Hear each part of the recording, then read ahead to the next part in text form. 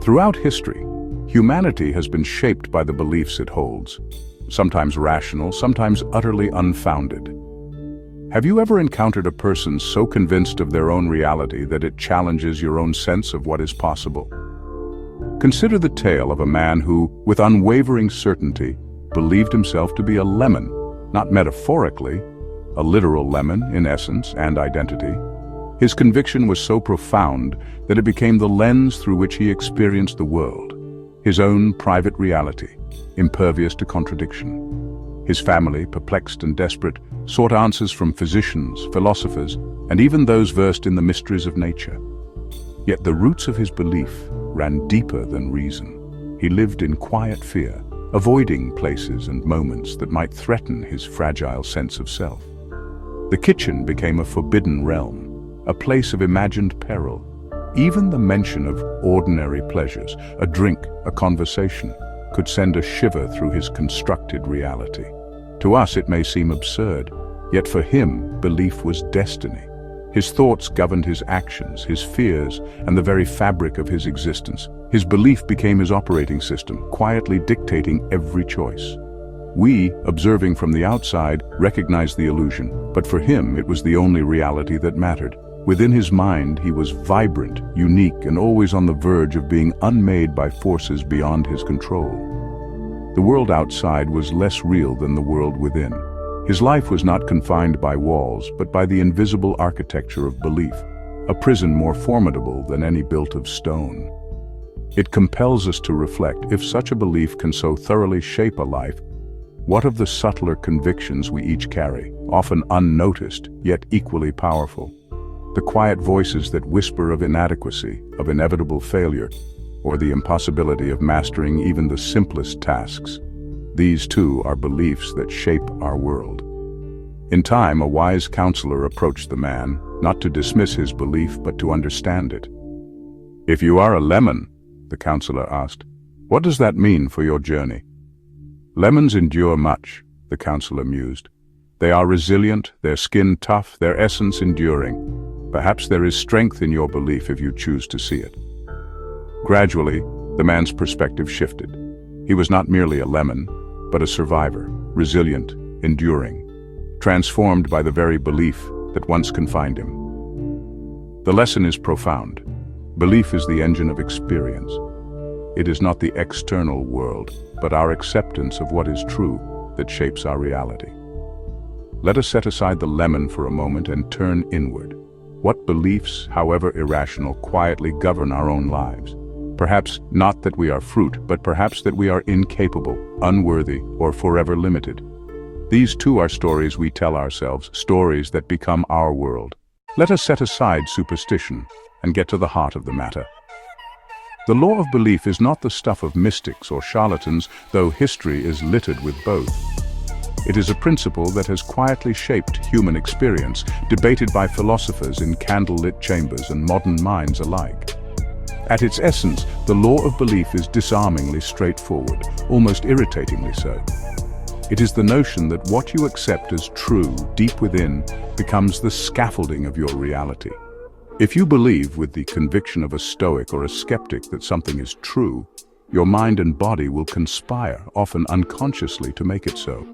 Belief is the architect, your life, the edifice. The brain, ever the loyal servant, responds to your beliefs as if they were commands. Tell yourself you're doomed to fail at public speaking, and your nervous system will oblige. Heart racing, palms sweating, words evaporating. Imagine your mind as a diligent but unimaginative clerk. If you repeat, "I am always exhausted," it will file that memo and ensure you notice every yawn, every ache, every reason to retreat beneath the duvet. The mind records, subject, fatigue, action, confirm daily.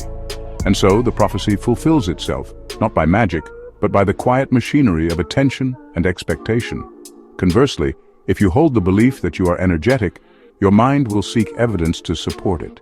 It will highlight moments of vigor, downplay fatigue, and quietly nudge you toward action. The memo changes. Subject, vitality, action, seek and reinforce. The mind, ever obedient, filters reality through this new lens. Belief is the filter through which all experience passes. It is the software running quietly in the background, shaping perception, emotion, and action. This is not wishful thinking or the stuff of lottery tickets. The law of belief is subtle, internal, and relentless. It shapes not what appears in your driveway, but how you interpret and respond to what is already there. Your beliefs quietly sculpt your actions, your attitude, and the meaning you assign to events. They are the unseen hands at the wheel. If you believe you are capable, you are more likely to attempt the difficult, to persist through setbacks, and to grow in the process. Each challenge met becomes evidence for your belief. Each new skill acquired, a brick in the edifice of your self-concept. The cycle continues.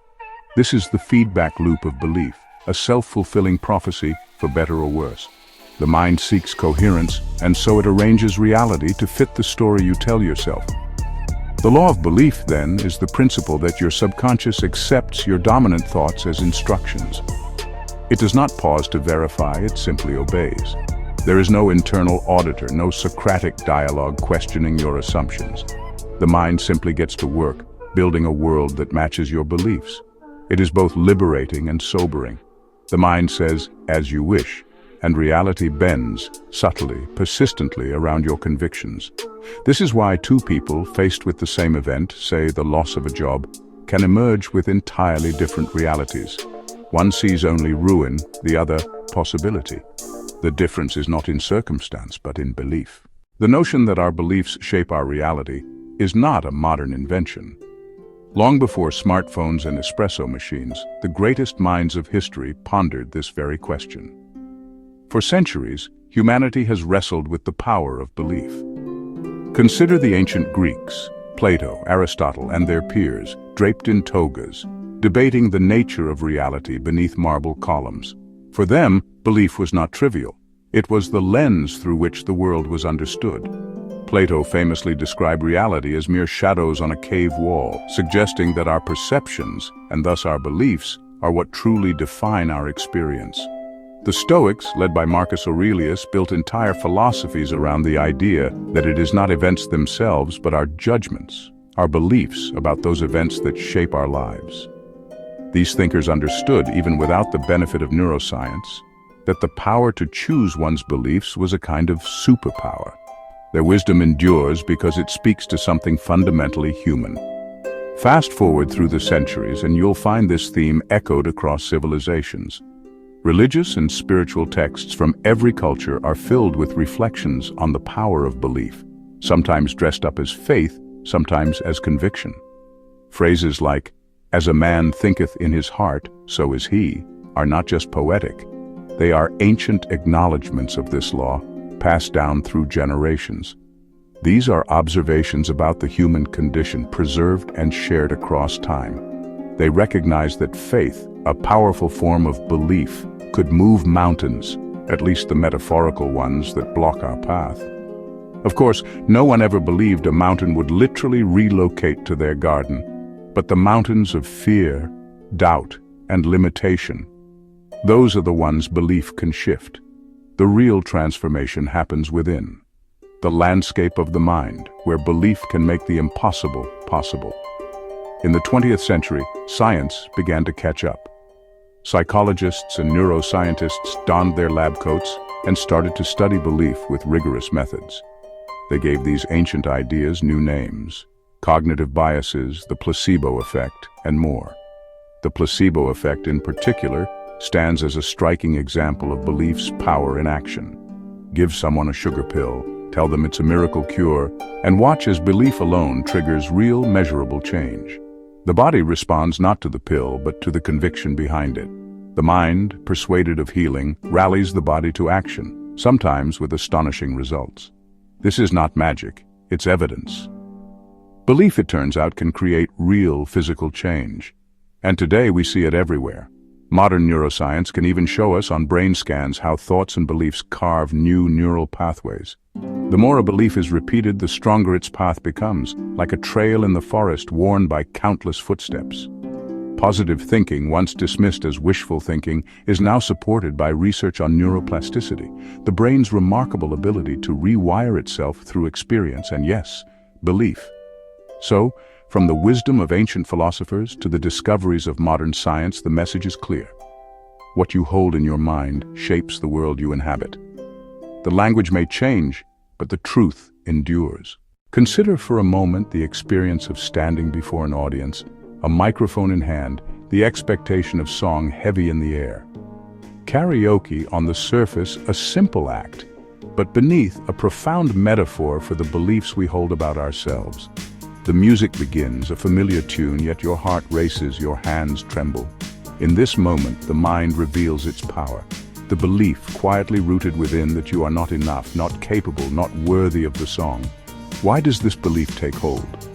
Because deep within we accept the narrative, I am a poor singer. This is not merely about music, but about the stories we accept as truth. Is it objectively true? Perhaps, but rarely as absolute as we imagine. Most of us are neither prodigies nor failures. We exist in the vast space between, shaped by perception more than reality. Yet belief is indifferent to nuance. It declares with certainty that you are inadequate, and the body obeys. Adrenaline surges, the mind narrows, and the moment becomes a trial. You step forward, clutching the microphone as if it might anchor you to something real. The belief, I will fail, becomes prophecy.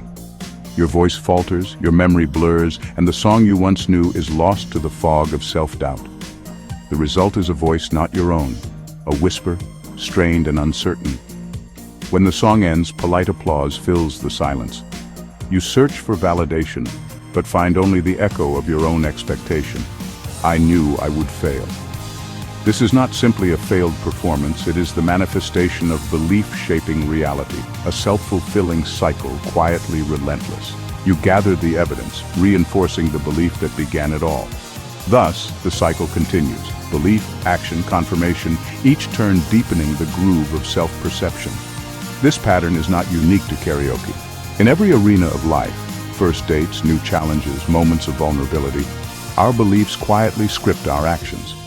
We act out the roles we have written for ourselves, awkward, hesitant, uncertain, rarely questioning the script. We interpret the world through the lens of our beliefs, mistaking a glance at a phone for rejection, a pause in conversation for disinterest. We react not to reality, but to the world our beliefs have constructed. In truth, we are not engaging with others, but with our own insecurities, projected outward, reflected back. Yet the opposite is also true. A belief in one's own worth, however quiet, can transform the experience entirely. We have all witnessed someone whose confidence outpaces their ability, yet their belief is so complete that it inspires admiration, even joy. The one who moves awkwardly, yet with passion, becomes a symbol, not of talent, but of freedom from judgment.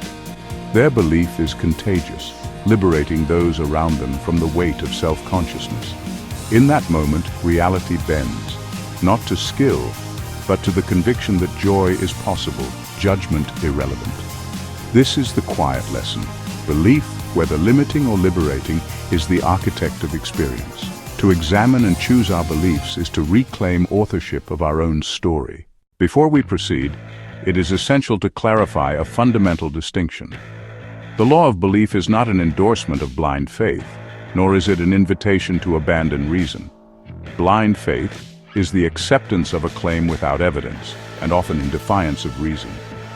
It is belief for its own sake, untethered from reality. To believe one can transcend the laws of nature by mere conviction, such as believing one can fly and stepping from a great height, is not wisdom, but folly. The consequences of such belief are not enlightenment, but disaster. This is not a path to a meaningful life, but to its abrupt end. Rational belief, by contrast, is grounded in evidence and experience. It does not assert that one can win Wimbledon without ever holding a racket. It recognizes the limits of possibility. What we advocate is not credulity, but a form of trust that is both practical and reasoned, a trust that is earned and examined. This is not a denial of reality, but a conscious choice to interpret reality in a way that empowers growth and action. There is a profound difference between wishing for wealth to appear by magic, an act of blind faith, and believing in one's capacity to learn, adapt, and achieve. The latter is a belief rooted in reason, supported by evidence, and animated by purposeful action. Passive hope is fragile and fleeting. Active reasoned trust is resilient and enduring. True belief is not a leap into the void, but a step forward guided by knowledge, experience, and reflection. Consider the climber. She does not trust the mountain blindly. She trusts her training, her tools, and her preparation. Her confidence is not arrogance, but the product of effort and understanding. She acknowledges risk, but does not surrender to it. Her belief, "I can do this," rests on a foundation of evidence, hours of practice, physical conditioning, and knowledge. This belief does not eliminate uncertainty, but it enables her to act with clarity and purpose. If she were to ascend with only doubt, her chances of success would diminish. Thus, the key is to ground belief in reality, to let reason and evidence be your guide. To aspire to be a writer is not to expect genius overnight, but to believe in the value of daily effort and gradual improvement. Instead, cultivate the belief that you are capable of writing every day. Believe that you can improve with practice. Believe that you can handle rejection and keep going. These are beliefs that direct your actions and give your life purpose. Blind faith waits for fortune to arrive unbidden. Rational trust sits down to work, believing that effort over time yields results. Smart trust is sitting down and doing the work, believing that your effort has a purpose. One is a gamble, the other a deliberate plan. The difference is not merely semantic, but foundational to a life well lived. Let us move from theory to practice. Philosophy, while profound, must ultimately guide us toward meaningful change in our daily lives. How then do we truly apply the law of belief? Not by empty affirmations, but by engaging in honest self-reflection and intentional action. The first step is self-examination. Become a careful observer of your own mind, as the philosophers once urged. Notice the beliefs that quietly shape your choices. Listen to your inner dialogue. When you falter, what is the story you tell yourself? This is where your deepest beliefs reside. Is it a voice of harsh judgment, or one of gentle encouragement? The answer reveals the nature of your beliefs. Write these thoughts down. Be unflinchingly honest. Only by bringing them into the light can you begin to transform them. It may be uncomfortable, but as with any program, you cannot change the code until you see what is running beneath the surface. When you discover a belief that limits you, such as "I am not good with money," know that it cannot be changed by mere denial. Your mind will not accept a sudden reversal. It requires a bridge, a gradual, believable shift. Begin with a thought you can accept. I am capable of learning. Each small step is a stone in the bridge toward a new belief. Like planting a seed, nurture the belief that you can grow. I am learning to understand my finances. Let this intention take root. This is not self-deception, but a statement of intent, a foundation for genuine change. Seek evidence for your new belief, however small. Each action, each choice is a testament to your growth. Become your own advocate. When you act with courage, however quietly, acknowledge it. Let your mind record these moments as proof of transformation. Each time you step forward, no matter how small, recognize it as evidence of your evolving belief. Affirm your progress. That was a step toward confidence. In this way, you reinforce the new narrative you wish to live. Your mind, ever attentive, begins to accept this new story. Over time, it becomes your reality. You are, in essence, creating a new cycle, a feedback loop of growth and self-discovery. Surround yourself with influences that nurture your chosen beliefs. Community, literature, and environment all shape the soil in which your new self grows. If you wish to embody health and vitality, seek out those who live with intention and energy. Let their example inspire your own journey. Fill your world with knowledge and encouragement, books, conversations, and experiences that align with your aspirations. Remember, you are shaped by the people and ideas you invite into your life. Your environment is a silent teacher, always suggesting what is possible. Choose to be surrounded by reminders of growth and possibility. In the end, it is about curating your world to support your evolution. Growth is a choice, and belief is the first step. At the heart of all this lies a profound truth. We do not command the universe, but we do command ourselves. The real question is not what the world will give you, but what you will choose to believe about your place within it. The mind is our universe, vast, intricate, and shaped by the convictions we hold. Within this inner world, our beliefs become the architects of reality. This is the domain where you truly reside, where thought shapes experience, and belief becomes destiny. The world is filtered through the lens of your beliefs. Every perception, every choice, is colored by what you accept as true. To examine and choose your beliefs is to claim the power to transform your world from within. This is the essence of personal responsibility.